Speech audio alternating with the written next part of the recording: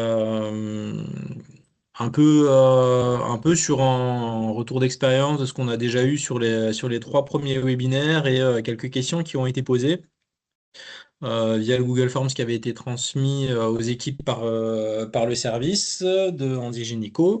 Donc pour rappel, sur le premier webinaire, on avait abordé les mesures de protection, ce qu'elles étaient, les différences, donc sauvegarde, curatelle, tutelle, et des questions régulières qui avaient été posées sur notamment le choix du lieu de vie.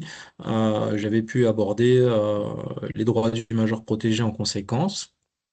Sur le deuxième webinaire, vous aviez eu donc Frédéric Claude et moi-même.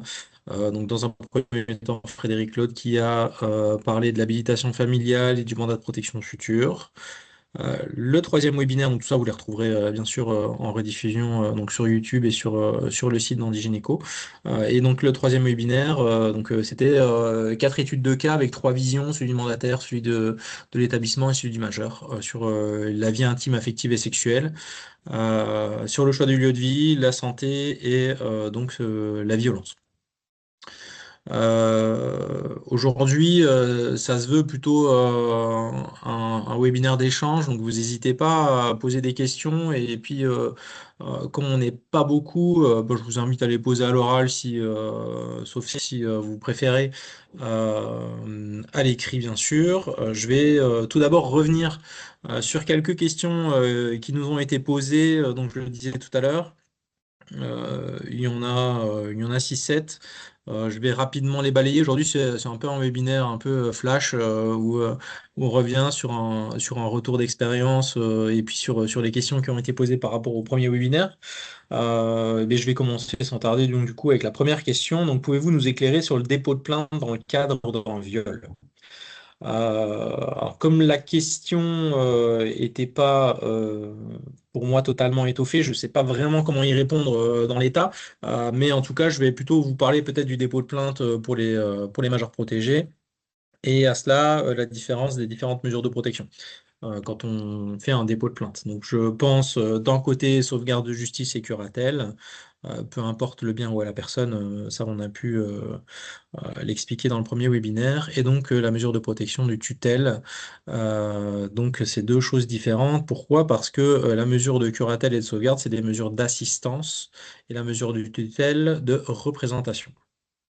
Ce qui veut dire qu'en curatelle et en sauvegarde, le major protégé peut seul déposer plainte avec, s'il le souhaite, l'assistance du délégué mandataire ou du mandataire judiciaire qui lui a été attribué par voie judiciaire, et la tutelle.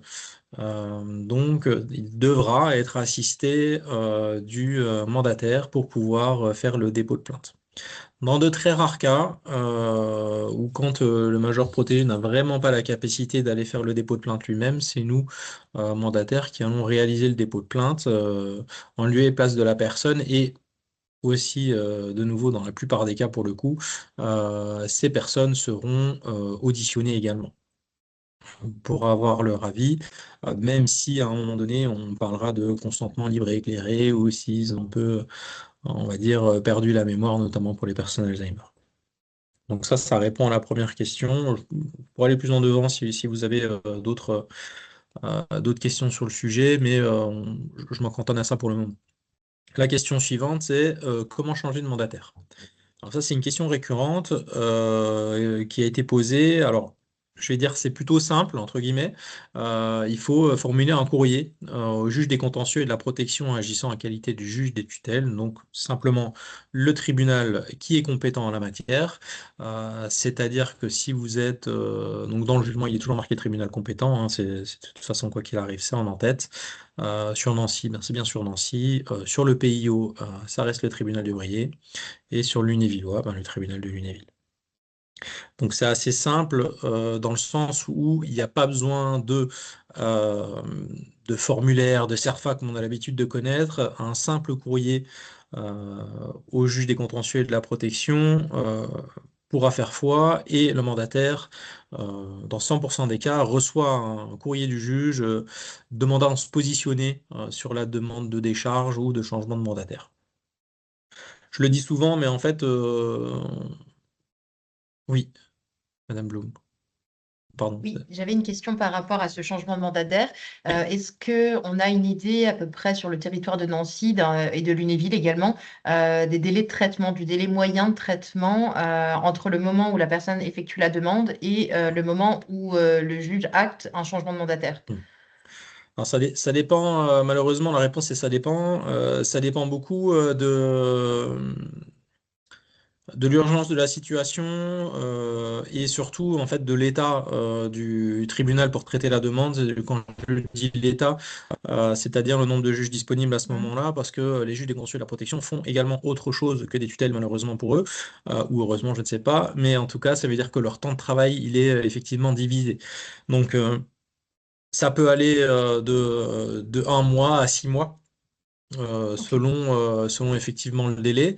Euh, et il ne faut pas hésiter, si jamais pour le major protégé, à relancer le tribunal, à refaire un courrier. Alors je sais que parfois c'est compliqué, que les travailleurs sociaux de secteur, par exemple, ont accompagné ces personnes à faire la demande de décharge.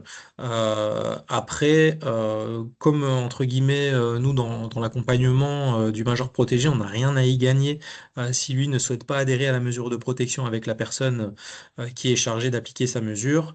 On peut aussi, de notre côté, si on est informé de la démarche, demander de surcroît au tribunal d'accorder en fait au major protégé de changer de mesure de protection ou en tout cas changer de mandataire. Voilà. Je ne sais pas si j'ai répondu à votre question. Si, merci. Je vous en prie. Euh, Il y a peut-être une petite précision quand même sur le changement ou alors la contestation, et ça je ne crois pas qu'elle était dans les questions, mais ça me vient comme ça, sur la contestation des mesures de protection. Donc ça, c'est dans le moment où on reçoit en fait le mandat, le major protégé, sa famille peuvent faire appel de la décision du juge de contentieux de la protection. Euh, alors, cet appel n'empêche pas l'exécution de la mesure de protection. C'est important de le savoir parce que l'appel peut mettre beaucoup de temps à être traité au niveau de la cour d'appel. Euh, alors, la contestation peut se faire sous plusieurs formes. Donc, toujours courrier, ça c'est une certitude. Ce que je veux dire, c'est sur le fond, il peut toucher la mesure, la nature de la mesure. Il peut aussi également toucher le mandataire qui est en charge de la mesure, que ce soit un associatif, un privé ou un membre familial. Ça vient comme ça. Voilà. Alors, une des questions qui avait été posée aussi, c'est est-ce que la loi a récemment changé? Alors effectivement, il y a eu la loi 2019, si je la cite, 2019-222 du 23 mars, donc c'est la loi de programmation de la réforme de la justice. Euh, En deux mots, il y a eu quelques apports quand même, et non des moindres, sur les droits des personnes, notamment parce que ça rejoint une autre question qu'on m'a posée, c'est est-ce que les majeurs protégés ont le droit de vote? Bien sûr, effectivement, bon, Madame Blum qui dit oui, mais à l'époque, c'était pas toujours le cas. Donc, aujourd'hui, c'est vrai qu'ils ont le droit de vote, sans problème, ils peuvent aller s'enregistrer donc sur les listes électorales pour pouvoir voter. Il y a eu aussi une grosse avancée pour moi, c'est notamment sur le mariage. Donc en fait, à l'époque, le mandataire, donc avant 2019, sur la loi de 2007, le mandataire devait lui donner son accord en fait pour le mariage entre deux majeurs protégés. Ce qui est un peu aujourd'hui une révolution sur 2019, c'est qu'aujourd'hui, on donne plus notre accord, on atteste simplement qu'on a eu l'information de ce mariage, sur lequel bien sûr on peut s'opposer, mais ça sera une opposition comme tout à chacun, hein, au même titre que un employé de la mairie peut s'opposer au mariage pour diverses raisons. Donc ça, c'était plutôt sur le droit des personnes.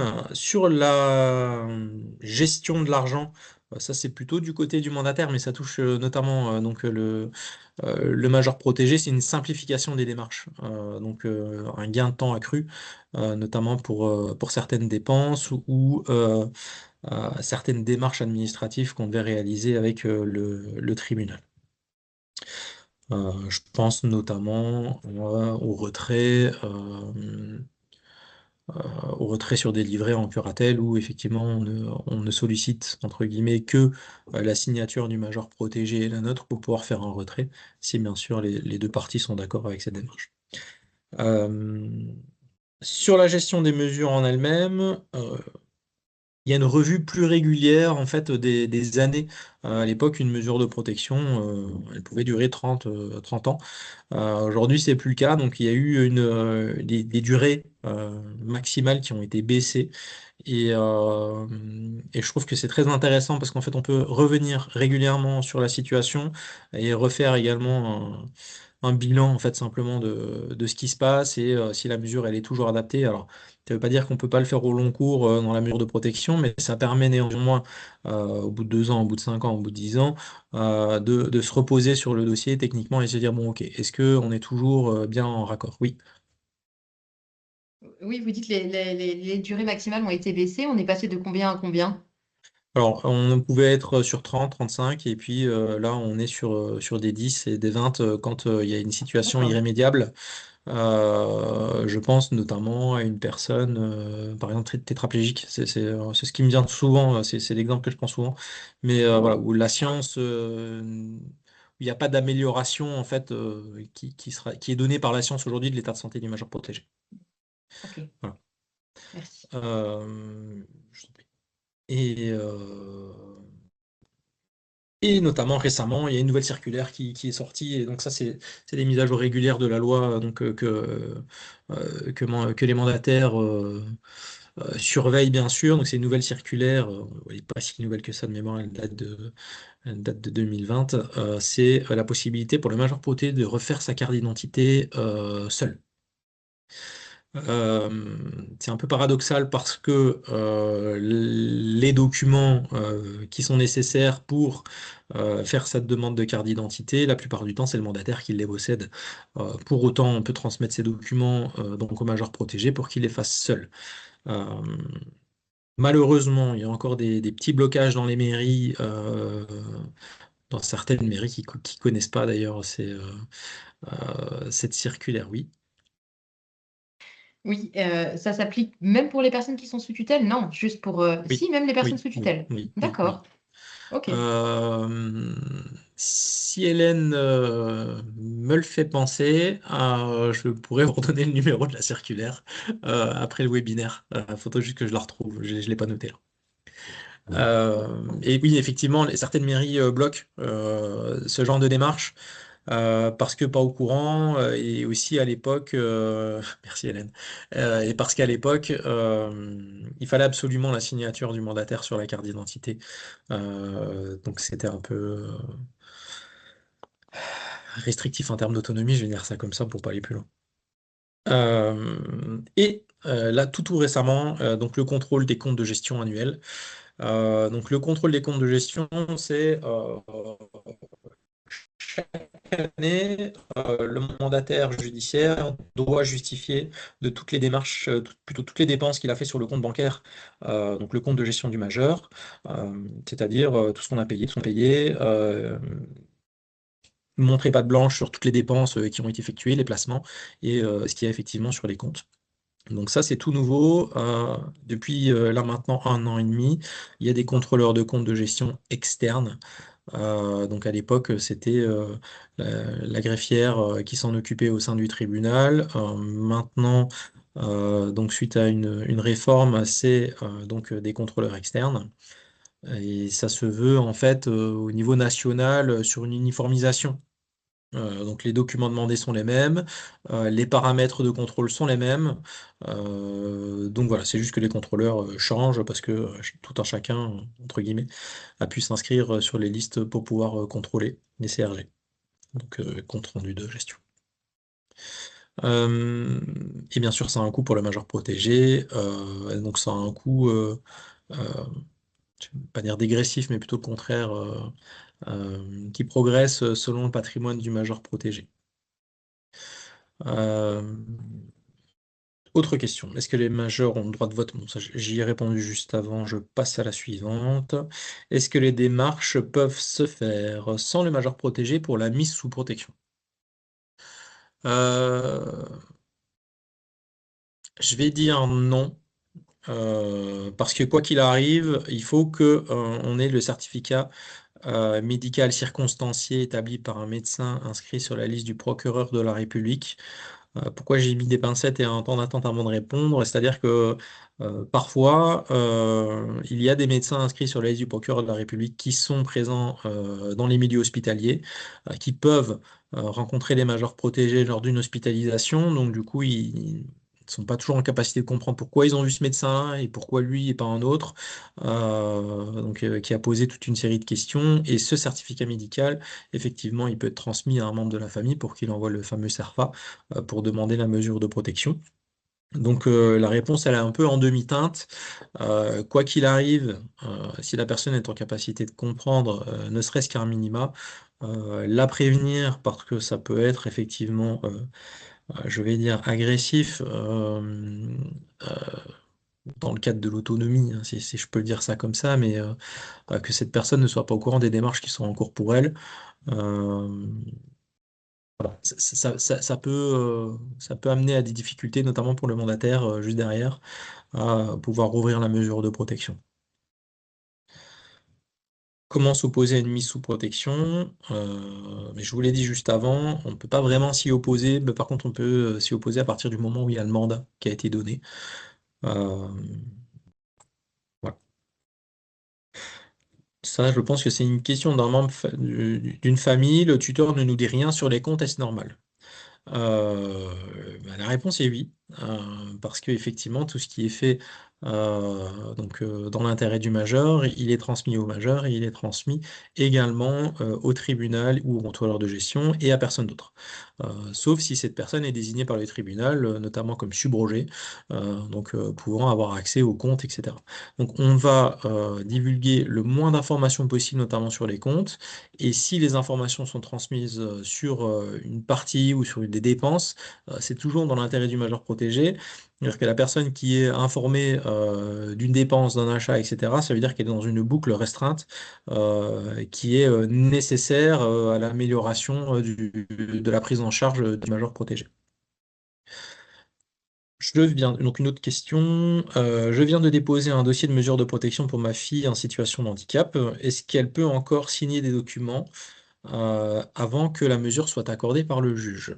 Alors, la réponse est oui, clairement, parce que tant qu'elle n'est pas frappée d'incapacité, entre guillemets, par le jugement ou, euh, ou un autre certificat l'attestant, elle garde encore effectivement son pouvoir de signature. Et puis de toute façon, on n'enlève jamais ce pouvoir de signature, en curatelle notamment, on contresigne avec le majeur protégé. Et en tutelle, quoi qu'il arrive, même si le majeur ne signe pas sur un papier, on requiert quand même son accord dans la mesure où il est capable de la donner. De le donner, pardon, son accord. Euh, voilà. Donc ça, c'est des questions qui m'avaient été posées. J'avais dit en termes flash. Voilà. Oui, Comme on a un petit peu de temps, moi j'avais une question. parfait. J'aurais souhaité savoir quelles étaient les modalités de financement des mandataires judiciaires, que ce soit privé ou des services tutélaires. Parce qu'on entend beaucoup de choses et c'est pas forcément toujours très clair dans la répartition et l'application. Donc, avoir une idée un peu plus précise des méthodes de financement. Je vais vous répondre d'ordre générique. Hélène, je t'invite à me remettre aussi parce qu'en fait, ça fait partie d'un article du Code civil qui prévoit que les mandataires soient payés sur les deniers du majeur protégé et que selon de nouveau ses ressources, la dépense est plus ou moins grande. C'est-à-dire que par exemple, une personne qui serait au RSA sans autres ressources payerait zéro par exemple. Donc à ce moment-là, c'est l'État donc la dette, pour pas la citer, qui rémunère le mandataire sur la mesure de protection. Plus le majeur protégé a des ressources, plus il interviendra dans sa mesure de protection. Si je prends l'exemple de l'allocation adulte handicapé, parce que je pense que c'est la plupart Mhm. Mhm. euh, De votre public, oui. de votre public, l'intervention financière, elle peut monter jusqu'à 2 euros par mois, 2-3 euros, des fois 10. Voilà, ça dépend un peu des ressources qu'ils ont de côté. Euh, Et ça, du coup, est-ce que dans ce contexte-là, je suppose que oui, la dette se vient compléter ce montant et oui, il y a un plafond qui est défini selon les territoires géographiques, selon peut-être la nature de et la il complexité est de la... défini au national selon la nature des ressources, effectivement, qui sont perçues par le majeur protégé et du patrimoine aussi. D'accord. Après, j'anticipe une de vos questions, et peut-être ce n'en est pas une, mais quand même, c'est souvent une question qu'on me pose. C'est ben, si vous vendez la maison du major protégé, combien vous, à l'UDAF, vous touchez? Ben, c'est zéro. Clairement, on n'est pas payé sur les ventes immobilières, quoi qu'il arrive. Donc l'intégralité de l'argent, il est reversé au major protégé. Donc le notaire, il fait un versement sur le compte de gestion du major protégé. Et donc les ressources lui sont intégralement attribuées. Ok, donc ça veut dire que le calcul se fait uniquement sur les ressources mensuelles, que ce soit la hache, que ce soit un salaire, etc. L'argent qui est C'est mis de ça. côté est quand même comptabilisé ou pas du tout? En Si, il est partie, oui. comptabilisé. En partie, oui, oui, oui, oui.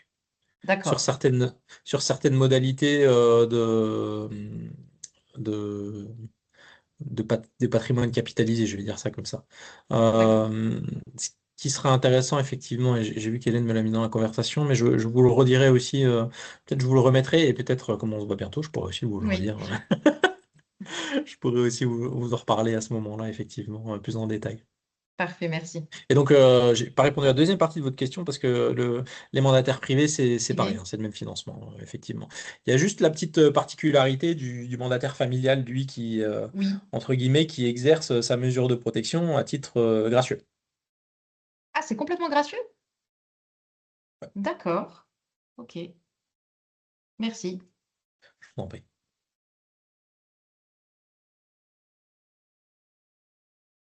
Je ne sais pas s'il y avait encore des questions, d'autres questions.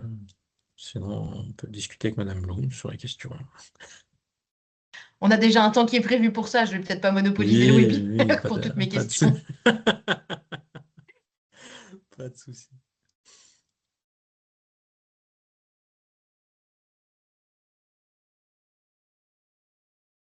Si jamais il y a des questions qui sont suscitées, en attendant, je cherche la circulaire pour la carte nationale d'identité.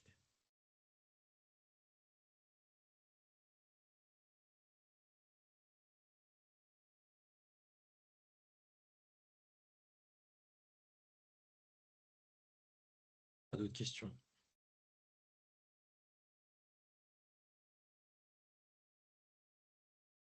Hélène, est-ce que tu avais reçu des questions, toi, par ailleurs, peut-être sur... Non, j'ai pas eu d'autres questions, même si vous, dans les personnes présentes, vous avez déjà entendu des questions, alors peut-être pour vous qui vous semblent là, en l'occurrence, OK. Est-ce qu'il y a déjà des choses, enfin des questions auxquelles vous avez été confrontés qui pouvaient un peu sortir euh, comment dire, qui aurait mérité peut-être là d'être revu, étant donné que c'est un webinaire qui va être diffusé, donc du coup peut-être sur des choses que vous avez pu entendre qui étaient fausses ou des idées reçues, si là vous pouvez peut-être en profiter pour faire un petit état des lieux rapide. Alors, je vois qu'il y a une, bah, Madame Blue.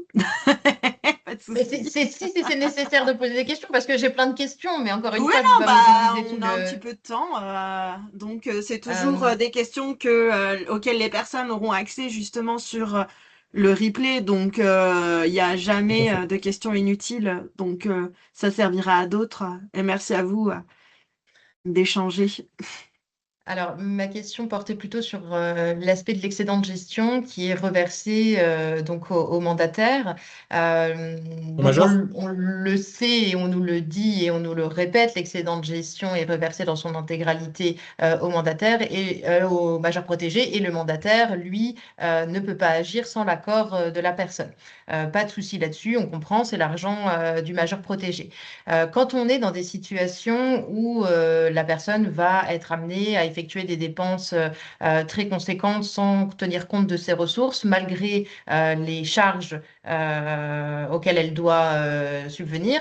Comment le mandataire peut essayer d'accompagner au mieux, quels sont les outils et les leviers que le mandataire peut utiliser pour essayer de faire en sorte que que le majeur, pardon, accepte de provisionner une partie de de son excédent de gestion. Et notamment dans l'anticipation de certaines dépenses qui peuvent être assez conséquentes, sans rentrer dans le détail. Euh, j'ai envie de répondre facilement en disant aucune. Rien. Maintenant, ça serait trop facile de ma part, alors on va aller un peu plus loin. Donc effectivement, initialement rien, on va dire ça comme ça. Effectivement, l'excédent de gestion, il est reversé dans son intégralité selon les modalités que le mandataire a prévues avec le major protégé.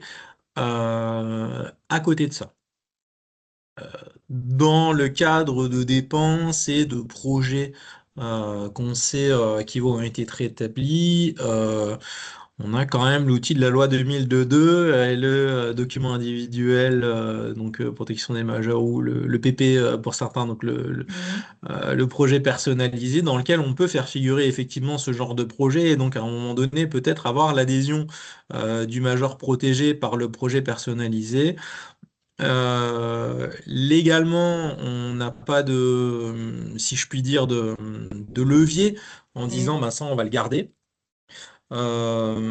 C'est vrai que le major protégé, lui, il est libre donc d'utiliser son excédent de gestion ou pas d'ailleurs, parce qu'on peut également lui reverser et lui il peut le capitaliser sur son compte, même si souvent je le déconseille parce que je préfère qu'on le mette par exemple sur un livret A et puis que même si les intérêts sont pas énormes, bah, c'est toujours une épargne en plus pour travailler d'autres projets. Donc effectivement, au niveau légalité, on est un peu limité. Je vous dirais, mis à part travailler sur l'adhésion de la personne protégée, et c'est pas une mince affaire, sur ce qu'il souhaite. Et puis, je renvoie aussi régulièrement le fait de dire, euh, je pense que vous allez peut-être me rejoindre là-dessus, mais c'est de dire, nous, on sait mieux que lui, ou en tout cas, nous, on sait ce qui serait bien pour lui. Non, Et pour moi, ça peut pas rentrer en ligne de compte, ça. bien Donc, sûr. voilà. Non, non, Ça l'idée, c'est c'était quelque surtout chose. pas sur cet aspect-là. Bien entendu, Ouais. l'autodétermination, tous ces Bah oui, oui, éléments-là. je le dis, j'enfonce des portes ouvertes, hein, je fais exprès. Mais c'est vrai que ce genre de démarche, elle est quand même difficile à mettre en œuvre. Euh, Après, voilà, c'est un travail de longue haleine, cette adhésion et donc cette capacité à mettre de côté avec le majeur protégé.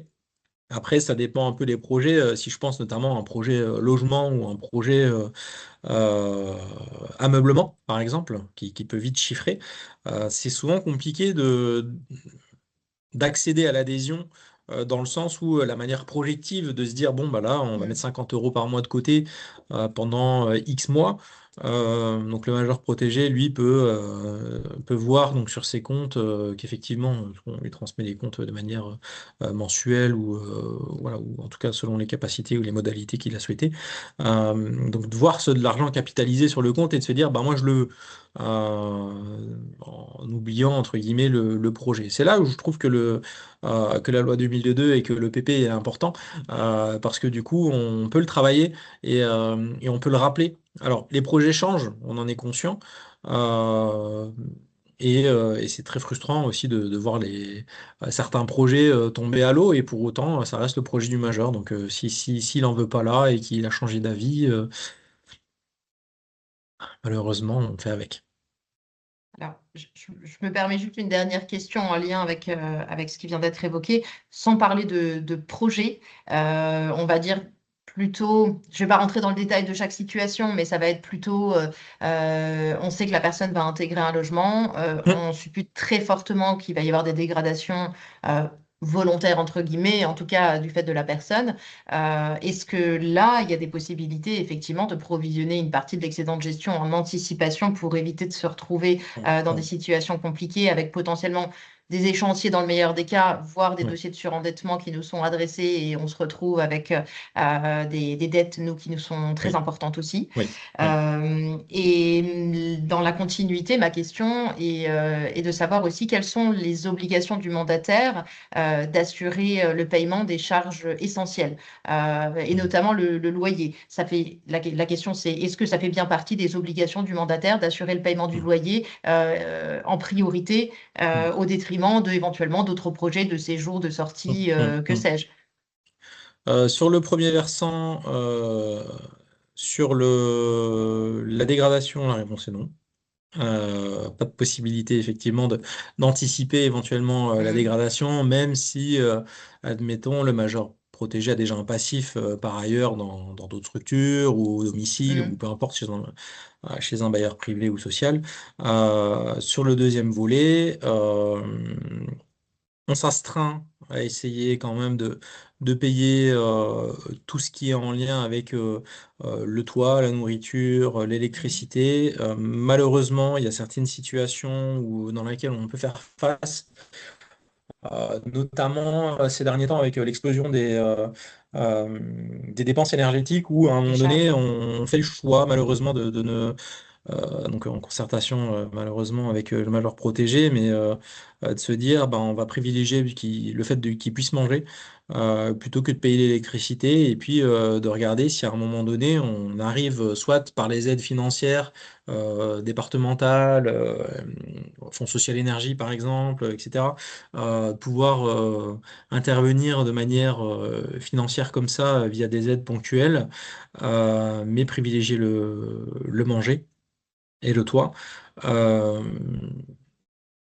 sur les projets plus extérieurs, je vais dire, normalement, la priorité, c'est quand même les dépenses de base, Hmm, l'énergie, la nourriture, le toit, l'assurance, qui hmm.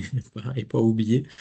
Et le reste, ça vient après. Malheureusement, dans certains cas, on est obligé de faire avec le strict Bien sûr. nécessaire, le strict minimum, et puis voilà. Après, je reviens juste sur les dégradations volontaires parce que du coup c'est quelque chose qui peut arriver régulièrement effectivement dans nos suivis. Il n'y a pas de comment dire, réelle accroche sur le sujet, mis à part effectivement le fameux dépôt de plainte. Et s'il y a une enquête, Oui, voir ça effectivement, rien. mais Bon. c'est rare que ça mène à quelque chose par Oui, oui. ailleurs. L'assurance, quand elle est sollicitée sur des dégradations volontaires, bah, ils n'interviennent pas parce que ben, c'est des dégradations volontaires. Oui. Donc, Donc on est effectivement, coincé. hmm, ouais. Et je pense à certains bailleurs privés qui mettent des assurances, par exemple, Oui, qui payent eux-mêmes ou qui font payer oui. des assurances complémentaires. Effectivement, ça c'est peut-être une solution, mais voilà, c'est pas les chemins vers lesquels je vous dirais de vous orienter, bien sûr. J'ai d'autres idées qu'on évoquera ensemble Avec quand on plaisir. se verra. Avec plaisir. Voilà, j'en ai fini. Merci. J'en profite pour dire bonjour à Madame Bordel qui s'est connectée. Euh, y a-t-il d'autres Oui, on la salue, questions? hein. Je pensais qu'on Ouais, ne la voyait pas, mais nous la c'est ça, saluons. c'est ça. Bonjour Julie. Et je vous ai mis dans le chat donc l'arrêté portant sur la carte nationale d'identité.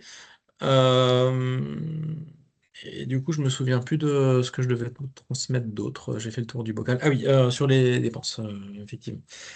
Sur pardon, l'intervention financière du major protégé, que je vous trouverai également.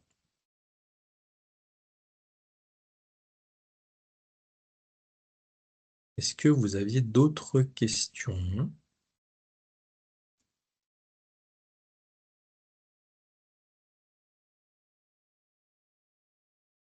Pas de questions. Eh C'est bon. bien, une fois de plus, il semblerait que cette intervention était parfaite.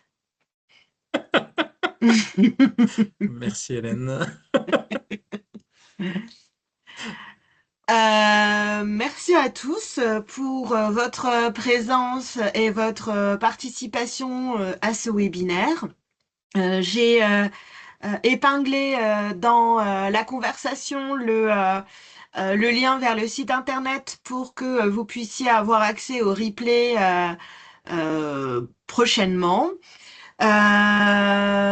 Je mettrai d'ailleurs dans celui-ci les deux arrêtés que Monsieur Colassante nous partage actuellement. Comme ça, vous pourrez les retrouver pour les personnes qui regardent en replay. N'hésitez pas à vous abonner évidemment à la newsletter Andy Gynéco pour être informé de toutes les prochains sujets qui seront abordés. Et prochainement d'ailleurs, il y aura la lettre d'information Andy Gynéco qui reprendra toutes les dernières actions, en tout cas en lien avec ce dispositif. Merci à vous, merci Anthony, et Merci. puis très bonne journée à vous. Merci à tous. Bonne journée. Merci à vous. Bonne Merci journée. beaucoup, Au bonne revoir. journée. Merci.